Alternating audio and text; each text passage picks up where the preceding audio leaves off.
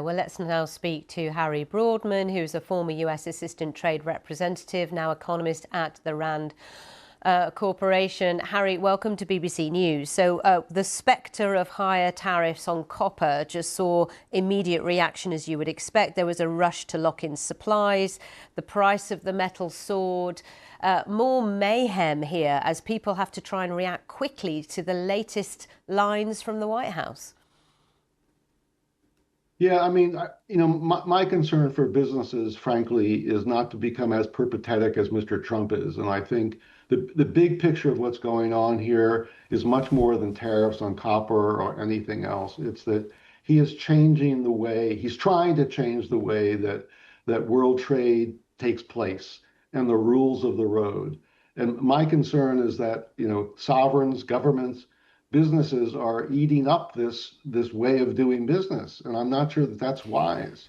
But some though, some are arguing actually where they've sat tight and not necessarily come through with an offer or a change or a sort of olive branch to the US, but sort of stayed put, kind of forced the White House to move the goalposts again, because today was the day that these reciprocal tariffs are supposed to come into force, but actually they've had to move them by several weeks because they're not getting the deals. The deals are not being done in the way that perhaps President Trump wants.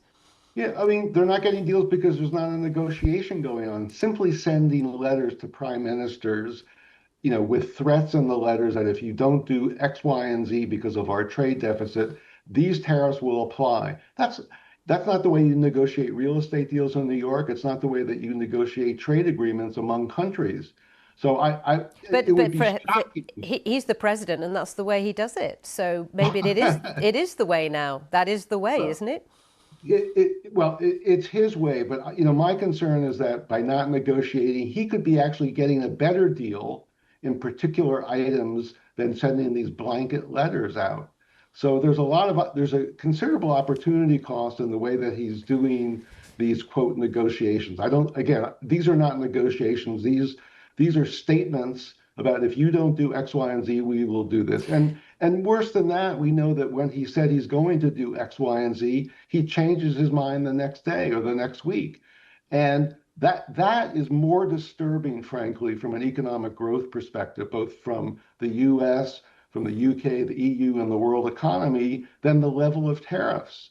And that's my point, is that he's creating this peripatetic environment and anxiety about how the world trade system ought to work. And he's not as big as the world trade system, and it's not going to go down well, frankly. Do you think, Harry, sorry to interrupt you, but sure. Of course, we're waiting for a lot of these tariffs to come into effect. So 1st of August now, potentially. When will it start to hit the US economy in terms of higher costs, impacts on people's spending, consumer behavior, that kind of thing?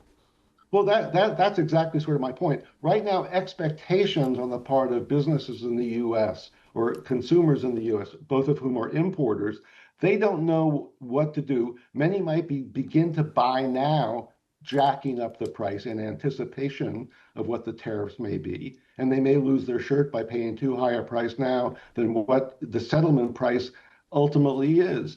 So people are in business now, whether it's consumers or businesses or investors. They have to make decisions now about what to do. And we've seen this before. People will queue up and start stockpiling because they think, oh my God, when the tariff goes on, it's going to be even more expensive. Sure. That's not the way to run an economy. Harry, thank you for your thoughts today on the programme. We do appreciate it.